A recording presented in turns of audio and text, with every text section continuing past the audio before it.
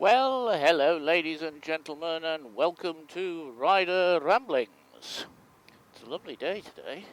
Sun's cracking the flags. We're expecting about 24 degrees or something like that later on. What's it saying on the here? It's saying 23, so we're getting there. Anyhow, today I'm going to discuss bleeding the brakes with the vacuum bleeder. I did try doing an edit of the still photos and a video like that, but it's proving to be a bit interesting. So what I'll do is I'll discuss it while I'm on the bike, and I'll put up in various corners, centres, that type of thing, the pictures that I have, so you can see them, what I'm talking about. And I've also got a bit of video as well, which I can use. The big problem is the lighting in the garage, unfortunately. It's not good. It's fine. I'll put a photo up so you can see. I have a 5 meter length of LEDs, which when you look at it you think, oh well, that's nice and bright, that's great. That's great. And it should be bright enough, but once you start working on the sides or underneath the bike, there's not enough light. So what I'm going to do is I'm going to move it onto one of the edges of the ceiling, and I'm going to get a second one, which I'll put on the other edge, and hopefully that's going to give me enough light. I use well, it's called a generator, but it's basically a lithium battery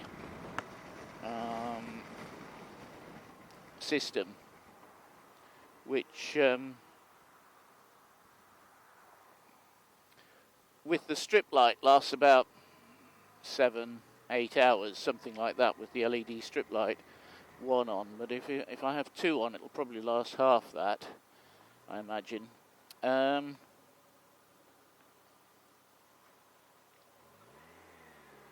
So I'll put the second LED strip system on a switch, so that only when I need it will it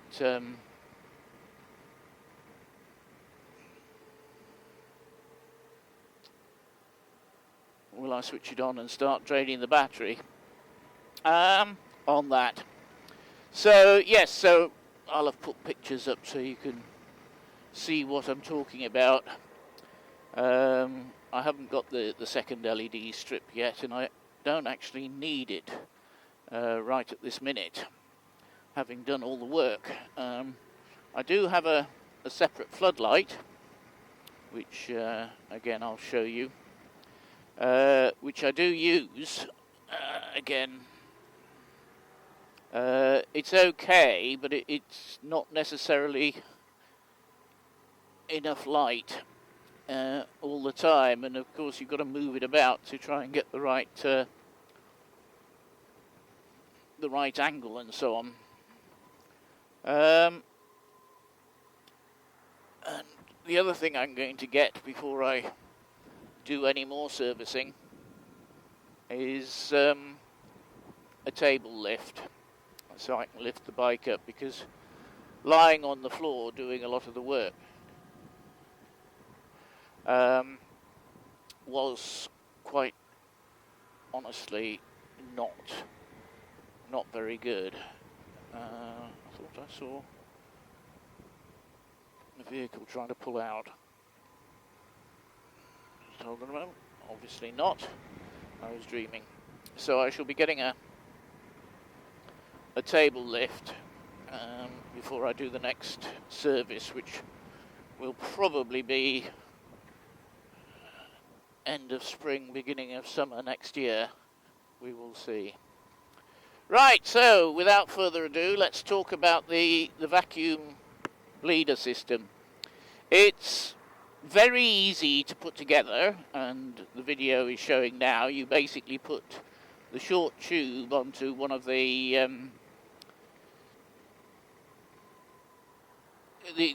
inside of the lid. Now I found that the short tube was actually too long, and it was causing a vacuum inside the bottle, inside the receptacle. So I actually shaved about 5mm off it, so now it doesn't quite go down to the bottom. So that was the first problem I found. Once you'd put brake fluid into the system, it caused quite a good seal, and so I had to take it apart and do that. So you put one of the short tubes on the inside of the lid. You can either use the other short tube to connect to the bleed nipple if you wish. I wouldn't use it to connect to the pump because I think it's too short. And then you just put the long tubes on. One says to pump on the lid, so you connect that and put it to the pump, and the other one says, it doesn't say anything, so you connect that to the bleed nipple. Now this is where I had a bit of a problem, because I connected it to the bleed nipple and it kept falling off. So that was the first problem. It kept coming off as I was trying to use it. Now the other problem is, of course, that the receptacle, the cup, isn't very heavy or very big, and so that kept falling over frequently. So in the end I put it into just a glass jar that I had. You could use anything really, it doesn't matter what it is, just something with a bit more weighty base that will hold it. So I put the receptacle into the glass jar, and that held it upright. Apart from that, it was really easy. You just pump the handle and create a vacuum of about, I found about 10 or just above 10 was about right. If it was lower than that, it didn't really suck very well. But at about 10, it was about right. And then literally just open the bleed nipple and out the brake fluid comes. Of course, remember to take the lid off the reservoir before you do all of this. What I did with it was I allowed the brake fluid to fill the pipes, then shut the bleed nipple off, and then topped up the reservoir, because it had used about half to 3/4 of the reservoir to fill the pipes, and then topped up the reservoir. Now, what I did with the bottle of brake fluid was I put a small hole and an even smaller hole into the foil over the top, and so that meant that it was pretty difficult to spill the damn thing, and if you did knock it over, not very much is going to come out because the holes were small. So I did that. After that, I found that sort of about 1.5 graduations of brake fluid in the receptacle in the cup before you topped up the brake reservoir again. So that was that. The other thing I noticed was it was quite difficult to see the change in colour. For the clutch fluid, that was fairly easy to see the change in colour, but for the brake fluid, it was actually quite difficult. And then doing the rear brake, I found that the hose, the tube, didn't fall off that one. For some reason, it fitted much better. It was a much better fit, should I say. So that was that. Cleaning up, very easy. You just tip the receptacle out into a suitable container that you can close up. I washed it out with dish soap and water. Washing up liquid. Good grief, it's one of those days today. I don't know. And let it air dry. And that was that. All hunky-dory.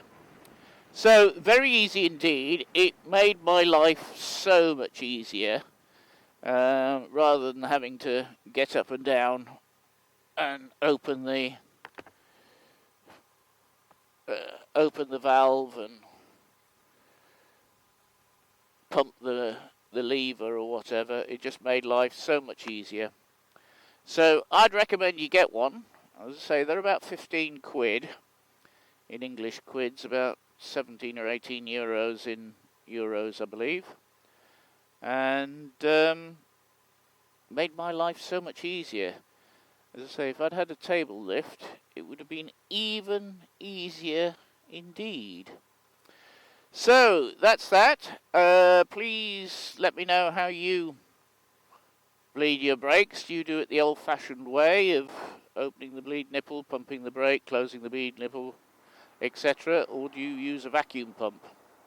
I would very strongly and seriously recommend the use of a vacuum pump. I would. Okay. Please like, comment, share and subscribe. And I'll see you next time.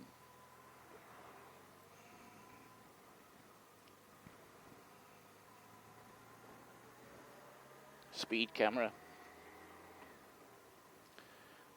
But it's also to check the people jumping the crossing.